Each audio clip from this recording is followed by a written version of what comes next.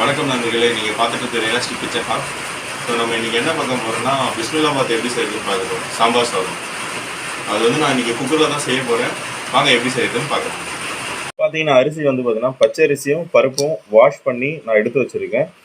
அரிசி பார்த்தீங்கன்னா இந்த டம்ளரில் பார்த்தீங்கன்னா 1.5 கிளாஸ் அரிசி, இதே டம்ளரில் 1/2 கிளாஸ் பருப்பு எடுத்து வாஷ் பண்ணி வச்சுருக்கேன். தோரம் பருப்பு. கேரட் பார்த்தீங்கன்னா ஒரு 3 கேரட் கட் பண்ணி வச்சுருக்கேன். 2 கத்திரிக்காய் கட் பண்ணி வச்சுருக்கேன். 100 கிராம் பீன்ஸு, சின்ன வெங்காயம் ஒரு 12, பெரிய வெங்காயம் 1, தக்காளி ஒரு 3 தக்காளி கட் பண்ணி வச்சுருக்கேன். கொத்தமல்லி, 4 மிளகாய், கருவேப்பிலை, 10 பல்லு பூண்டு, சீரகம், வெந்தயம், கடுகு, மஞ்சள் தூள், வீட்டில் அரைச்ச மிளகாத்தூள் ஒரு 2 ஸ்பூன் எடுத்து வச்சுருக்கேன். பெருங்காயம், புளி வந்து பார்த்திங்கன்னா நெல்லிக்காய் சைஸில் புளி வந்து கரைச்சி எடுத்து வச்சுருக்கேன். நெய், தேவையான அளவு உப்பு. வாங்க எப்படி செய்யுதுன்னு பார்க்கலாம். 2 குக்கரில் தான் செய்ய போகிறோம். நான் அரிசி பருப்பு வாஷ் பண்ணி வச்சுருக்கேன். இதில் பார்த்தீங்கன்னா கேரட் ஆட் பண்ணிக்கலாம், பீன்ஸ், கத்திரிக்காய், சின்ன வெங்காயம்,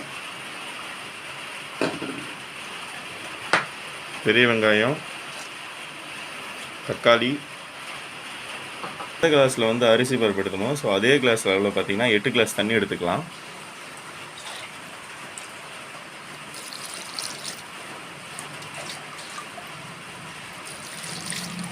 வீட்டில் அரைச்ச மிளகாத்தூள் 2 டேபிள் ஸ்பூன் போட்டுக்கலாம்.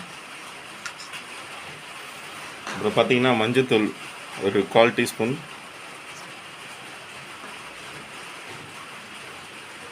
நம்ம புளி கரைச்சி வச்சுருக்கோம், அதையும் நம்ம இதில் ஊற்றிக்கலாம், ஆட் பண்ணிக்கலாம். பூண்டு ஒரு 10 பல்லு,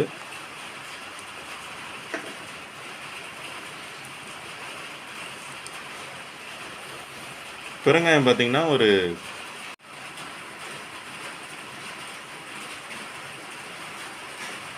அப்புறம் தேவைக்கேற்ப சால்ட். இது எல்லாத்தையும் நம்ம மிக்ஸ் பண்ணிக்கலாம்.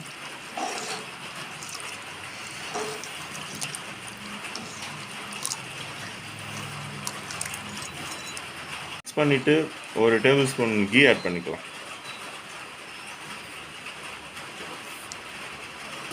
இப்போ பார்த்தீங்கன்னா எல்லாத்தையும் போட்டு மிக்ஸ் பண்ணி குக்கர் மூடி விசில் போட்டு வச்சுட்டோம். ஸோ ஃப்ளேம் வந்து பார்த்தீங்கன்னா மீடியம் ஃப்ளேமில் வச்சுட்டு ஒரு 4லேருந்து 5 விசில் விட்டு எடுத்துக்கலாம். பிஸ்மில்லாபாத் பார்த்தீங்கன்னா ஈஸியாகவும் குயிக்காகவும் பண்ணலாம். இந்த மெத்தடில் நீங்கள் செய்யலாம். இப்போ வந்து பார்த்தீங்கன்னா இன்னொரு மெத்தட் பார்த்தீங்கன்னா வெங்காயம்லாம் தாளித்து போட்டு தனித்தனியாக ரைஸ்லாம் வேக வச்சு மிக்ஸ் பண்ணி செய்வாங்க. சாம்பார் பவுடர்லாம் அரைச்சி அதுவும் செய்வாங்க. ஸோ அதுவும் டிஃப்ரெண்ட்டாக, அதுவும் நல்லாயிருக்கும். பட் ஆனால் குயிக்காக ஈஸியாக லஞ்சுக்கு சீக்கிரமாக ப்ரிப்பேர் ஆகணும்னா டேஸ்டியாக பண்ணணும். ஸோ இந்த மாதிரி ட்ரை பண்ணுங்கள், கண்டிப்பாக நல்லாயிருக்கும். நான் வந்து அந்த சாம்பார் பவுடர் அரைச்சி அதுவும் வந்து இன்னொரு மெத்தடில் எப்படி செய்யணும்னு நம்ம இன்னொரு வீடியோவில் அதையும் பார்க்கலாம்.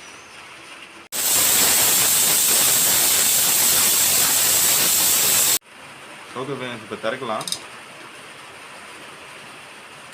பிஸ்மில்லாபாத் ரெடி ஆகிடுச்சு. நல்லா கமகமான வாசனை வருது. கிண்டி பார்க்கலாம்.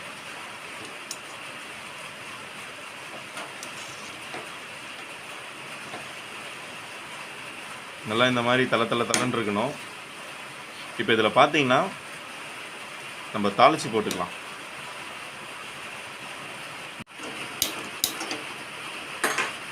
தாளிக்கிற கரண்டி வச்சு ஒரு 2 டேபிள் ஸ்பூன் நெய் ஊற்றிக்கலாம்.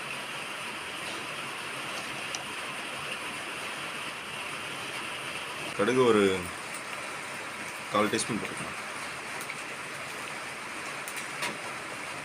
அப்புறம் சோம்பு ஒரு 1/4 டீஸ்பூன்,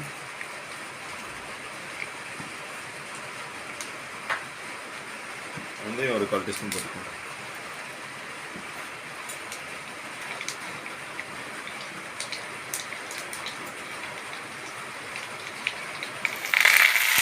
கருவேப்பிலை போட்டு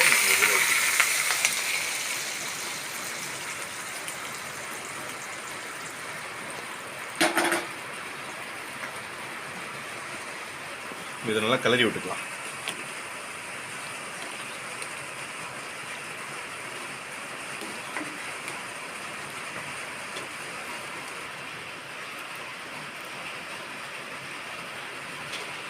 இப்போ நம்ம சாம்பார் சாதம் வந்து ரெடி ஆகிடுச்சு. பிஸ்மில்லாபாத்.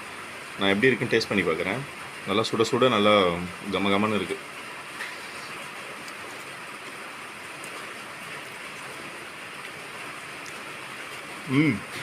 சூப்பராக டேஸ்டியாக இருக்குது. நீங்களும் இந்த வீட்டில் ட்ரை பண்ணி பாருங்கள். ஓகே நண்பர்களே, நம்ம இப்போ பிஸ்மிலாபாத் எப்படி செய்கிறதுன்னு சிம்பிளாக ஈஸியாக எப்படி செய்கிறதுன்னு பார்த்தோம். நீங்களும் இதே மெத்தடில் வீட்டில் ட்ரை பண்ணி பாருங்கள். நல்லாயிருக்கும். இந்த நெய் ஃப்ளேவர் லாஸ்ட்டாக நம்ம ஊற்றுனது எல்லாம் பார்த்திங்கன்னா நல்லா கமகமன்னு வந்திருக்கு. இப்போ நீங்களும் வீட்டில் ட்ரை பண்ணி பார்த்துட்டு எப்படி இருக்குன்னு கமெண்ட்டில் சொல்லுங்கள். மறக்காமல் சேனலை சப்ஸ்கிரைப் பண்ணிக்கோங்க. நன்றி, வணக்கம்.